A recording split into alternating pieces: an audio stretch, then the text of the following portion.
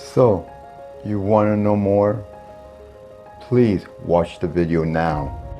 Before we begin, please like, share, and be sure to subscribe to my page and ring the bell to get notification about my next video.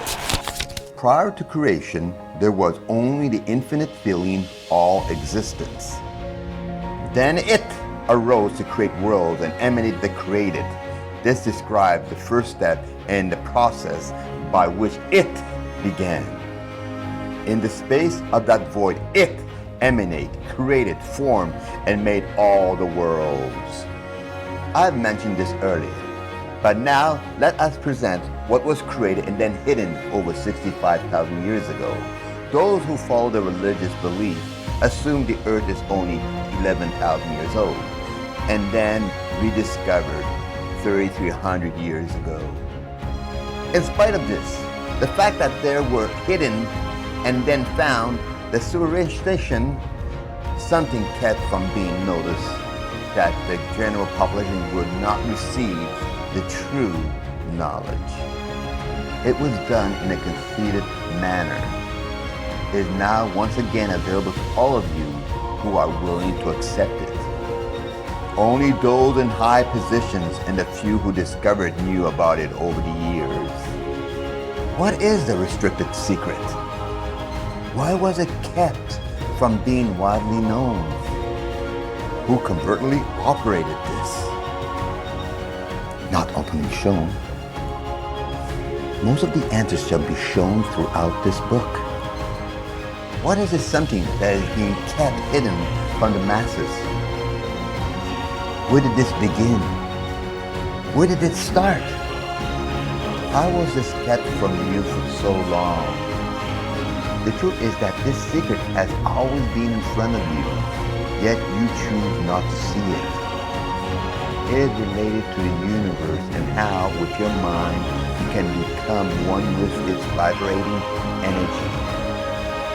Moreover, at the same time, this energy shapes your personality. Integrating this energy grants your wishes. If you already know the secret of this mystery, then this book or any other similar book out there is of no use to you. Since visually this book seems to have the same concept, which you are right if you read it like any other books. Nevertheless, if you feel you must learn it through reading books, please continue. You may know the basic of it, but the hidden codes have a much deeper meaning that is not as common as you may believe, but a surprising twist that is more powerful than any wealth you've ever imagined. The power is in the hidden codes throughout the universal law of creation Chronicles. You shall acquire partial knowledge even though you will never attain the full secret of its wisdom. Either you have the gift and power or you just do not. There is no intermediate point. You were told that we all have this gift, which is so far from the truth. The hidden codes are specifically for each of you as individuals and not for the mass general population to share with. A selected few will assume they know because of their ego and will lie to you with a false answer. The answer is a puzzle that each of you in secret and not publicly must combine as one. A scribe is a person who writes books or documents by hand as a profession. However, before we had scribes, we did not write down our knowledge and history. We passed them down as words, not to just anyone, but to those who have the gift to understand properly. For if we were to write it, it would not be worth remembering, since it could then be misinterpreted or miswritten. Knowledge is gained through reading, while wisdom is gained through experience. Both can be attained in the spiritual realm when you are called and you acknowledge it. It does not have to be a physical call. An experience you may have in the physical reality may seem just like a moment to you and everyone else. However, it is quite different while you are having a spiritual experience, since it will seem only to you as more than one lifetime. When the time comes when I will wonder what to say or how to phrase it, I shall have my higher source work through me without hesitation. I will have another entity, a physical person, represent me, that which has the same connections, visions, and passions. I shall appoint this other as my spokesperson, as in the biblical story of Moses, who had his brother Aaron as his spokesperson. Through my higher source, I shall communicate from that moment on. This secretive, clandestine knowledge lets you know that only you control how your life will go. It states that if you think positively about what you want in life, you shall have it just as you wish for it. The superstition lets you know that only you control how life will develop. By consistently impressing your thoughts with this thinking, you can create that which you think is the meaning of the life you are living at this moment. This extends to your job, relationships, and all other things around you.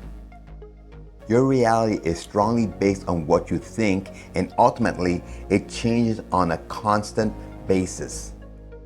You have the power to create your own reality, of which only you notice. Let me give you a simple example. You're crossing the street and you make a right turn, yet everyone else sees you going left. People will see what they want to see, since it is their illusion of what is happening to you. You can fall into their illusion of reality. Before you create it, you must emanate it. When you are in doubt, now or later, you will not receive what you desire. Understand that time does not truly exist in the spiritual realm. Once you understand and comprehend this reality and delete all present and future doubt, you shall receive your heart's desire, like praying or wishing. However, the energy you are sending out is only floating around, and it is not flying off to where you want it to reach. You are blocking it and do not even realize it. For religious people, you are praying, however, your prayer is flowing around in the room you are in, and it is not flowing up to where you want it to reach, as in heaven. A part of the time you feel and think that you will become wealthy and successful, but the remaining time you are worrying about whether you really will be wealthy and be successful, you are sending out mixed messages to the universe. Do you follow? Yet, if you think that you are already wealthy and successful all the time, the universe will see to it that you are in a position to make it into a reality. You ask, so now that I know, how do I correct my thoughts? You must intertwine yourself with the universe. This means that you must become one with the universe. For example, if you want to buy a car, you must at least know what model you want and its specific details. Now, what happens if you must have a car before the end of the month, but you are broke? If you truly believe in this philosophy and you intertwine yourself with the universe using neutral positive, closer to positive energy over negative energy, thoughts, and picture it without doubt, you will find the means to get that car by the end of the month. Positive or neutral thoughts brings positive things. Negative thoughts brings negative things in your life. Focus. You were born to be this person who you are. This you. Being realistic stops you from living out your dreams and from moving ahead. Learn to be unrealistic so that your dreams become reality. Always keep your eyes on the prize and blinders around you to avoid distractions.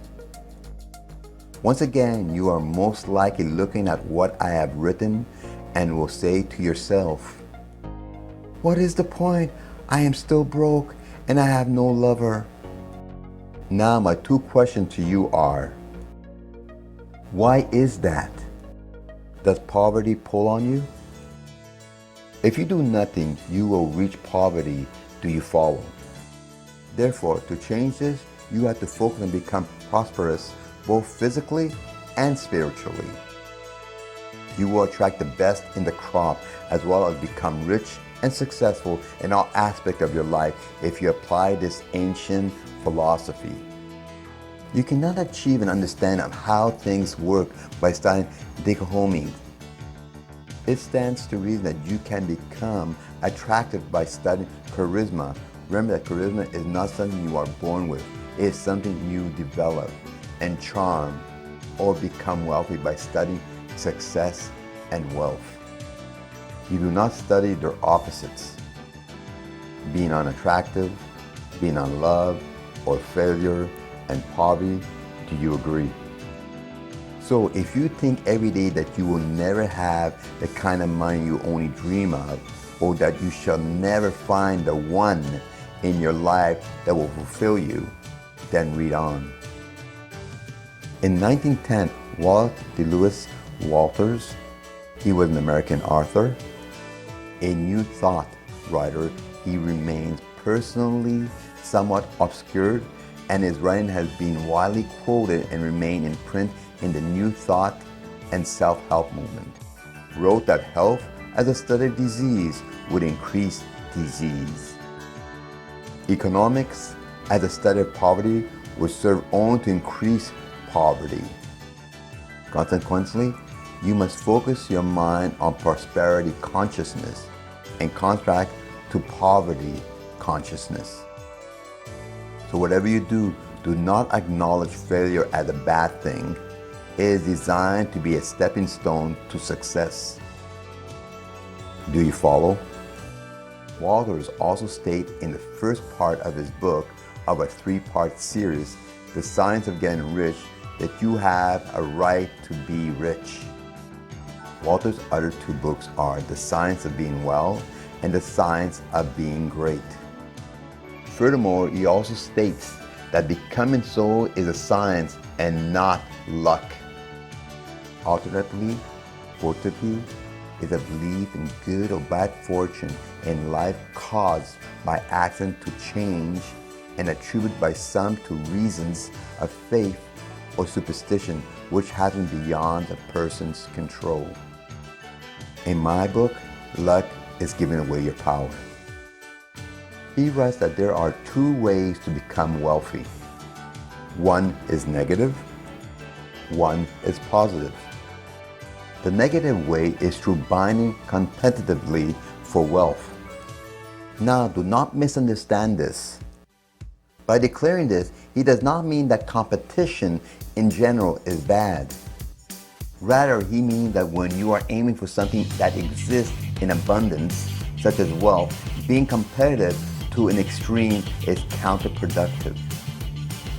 As a result, it has a multitude of negative processory effects. You are only focused on your self-interest and not others. The positive alternative is through creation. When you become wealthy the creative way, you make it easier for others around you to become wealthy as well. This also affects those who come after you. He talks about the super wealthy becoming outdated.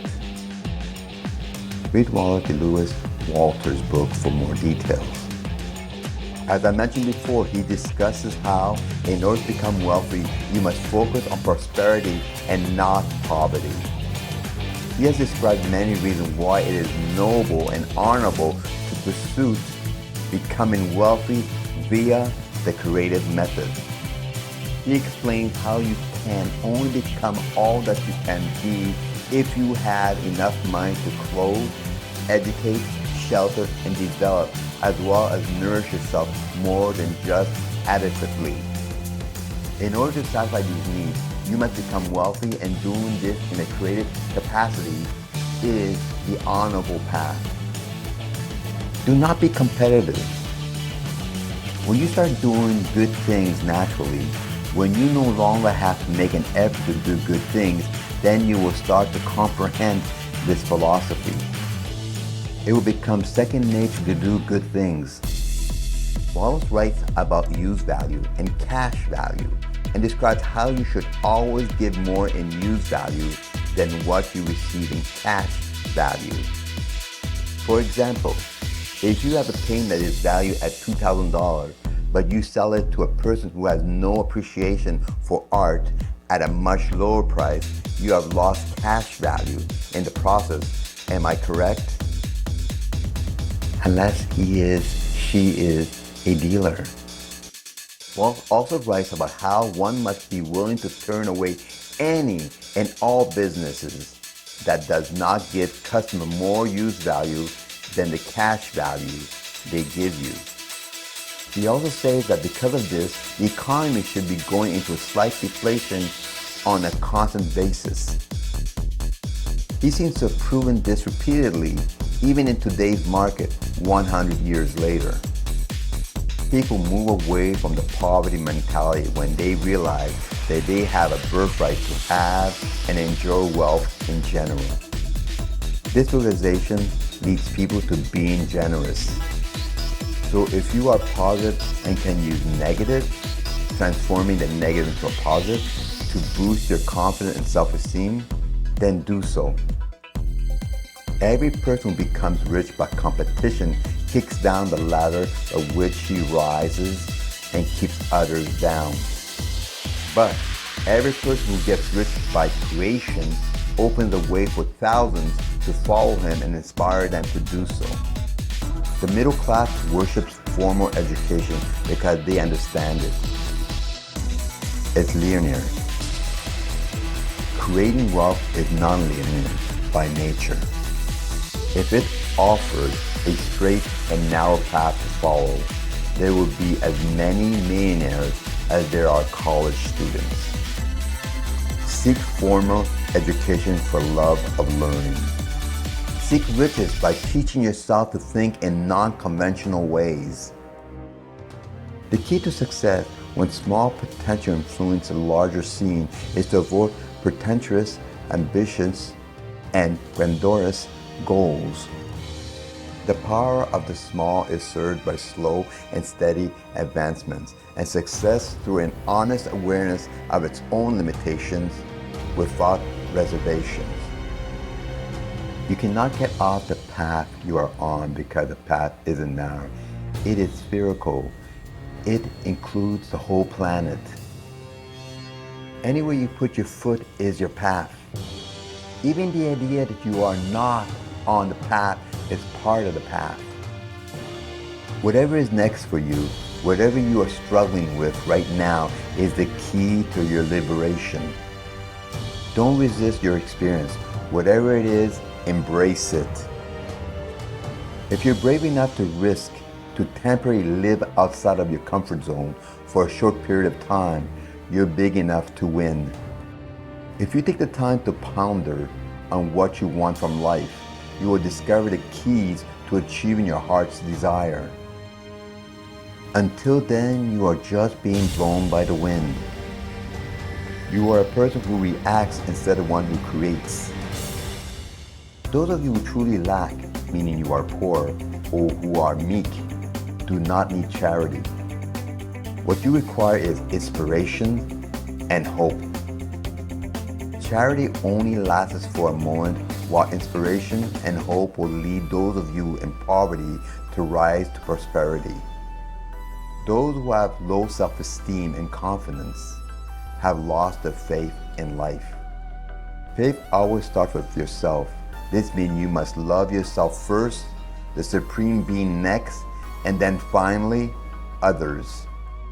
Once you fully understand and apply this, you'll be able to afford to take risks, causing dramatic changes in your life. You will recover faster, stronger, and smarter from every setback you will face. If your job is structured and based on competition, then you are solely working for your own benefit on a commission basis and not with your colleagues. In this situation, you are only thinking of yourself and making your own sales. Creativity, on the other hand, is more like you working as a team player and not solo, so those who are your colleagues benefit with you. In this way, you receive a team bonus pay, not a solo one. This way you are happy to help your colleagues' clients, since it will not matter who writes the sale. Working together instead of against each other is a competition to achieve success. I hope you see the advantage of a team bonus rather than an individual incentive.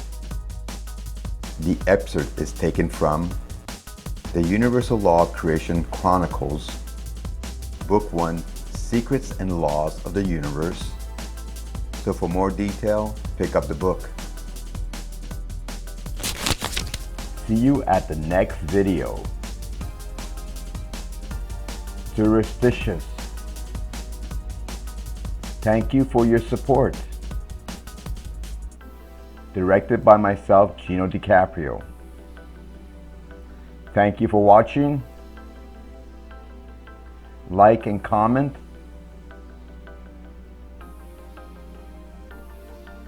Subscribe.